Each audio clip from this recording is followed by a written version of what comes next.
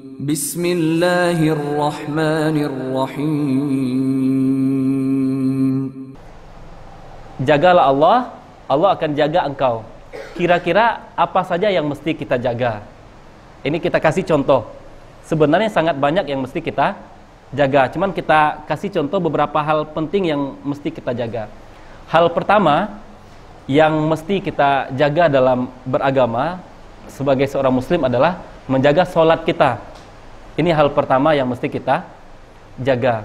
Nanti kita bisa lihat dalam surat Al-Baqarah ayat 238. Apa kata Allah? Hafizu ala sholawati was sholatil wusta. Hafizu. Apa arti hafizu? Hafizu. Dia beda lagi ini artinya antara ihfaz dengan hafiz. Kan bedanya. Tadi ihfaz, kalau sekarang hanya panjang. Ini maknanya lebih kuat lagi. Hafizu, benar-benar jaga. As-sholawat, solat, benar-benar jagalah solat itu. Was-sholatil wusta, dan solat al-wusta. Apa yang dimaksud dengan solat al-wusta? Solat asar. Karena solat asar solat yang ada di tengah-tengah. Subuh, zuhur, maghrib, isya. Di tengahnya apa?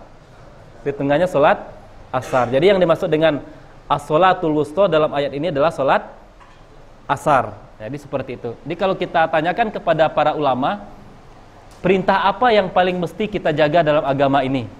Semua kita pasti akan sepakat mengatakan yang mesti kita jaga dalam agama ini adalah solat. Kita sama-sama tahu siapa yang mendirikan solat, dia sedang mendirikan agama. Siapa yang meninggalkan solat, dia sedang menghancurkan agama. Makanya dalam hadis Nabi juga mengatakan la khaira fi dinin la sholata fihi. Tidak ada kebaikan dalam suatu agama yang dalam agama itu tidak ada solatnya, tidak ada ibadahnya. Jadi tidak ada kebaikan juga bagi seorang yang mengaku muslim sementara dia tidak solat, seperti itu. Kemudian tentang solat ini sangat banyak hadisnya ya, sangat banyak ayat-ayatnya. Kita juga bisa nanti lihat dalam surat Al-Ma'arij ayat 23. Apa kata Allah? Alladzina hum ala sholatihim daimun. Orang-orang yang senantiasa melaksanakan solat. Daim itu artinya apa? Selalu. Orang-orang yang selalu menjaga dan melaksanakan solat mereka. Jadi kalau kita lihat dalam Al-Quran, dalam hadis, sangat banyak perintah-perintah yang meminta kita untuk menjaga solat. Kemudian kita bacakan satu hadis. Ini hadis ini sangat bagus ya tentang solat. Apa kata Nabi SAW? Man hafaza 'alaiha kanat lahu nuron wa burhanan wa najatan yaumal qiyamah. Apa kata Nabi? Siapa yang menjaga solatnya, kanat lahu nuron, maka solat itu akan menjadi cahaya bagi dia. Ini yang pertama. Siapa yang menjaga solat, solat akan menjadi cahaya. Wa burhanan. Burhan apa artinya? Ada yang namanya burhan? Hah?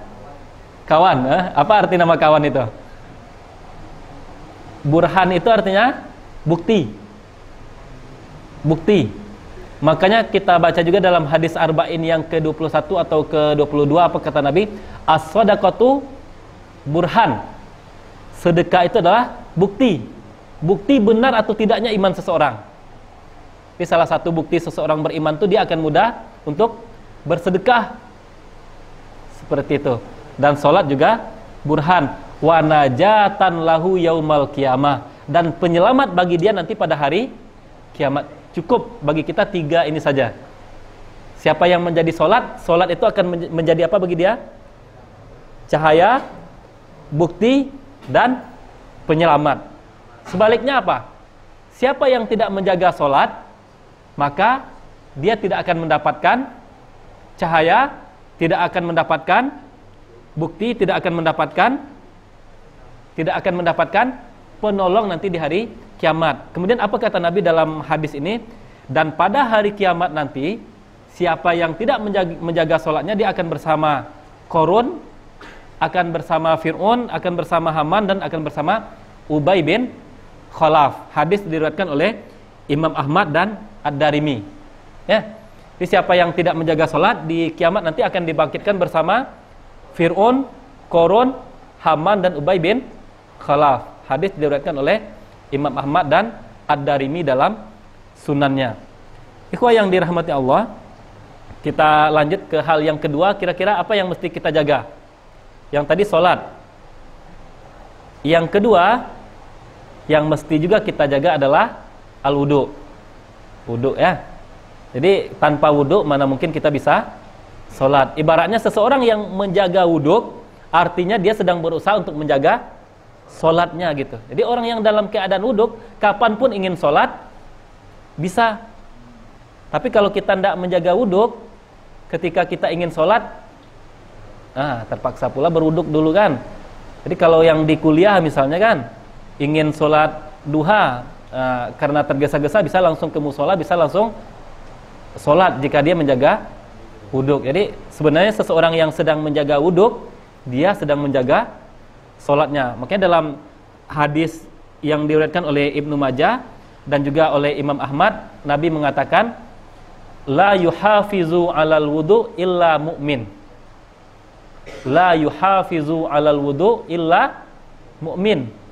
Tidak ada yang menjaga wuduk itu kecuali orang yang beriman dan imannya benar.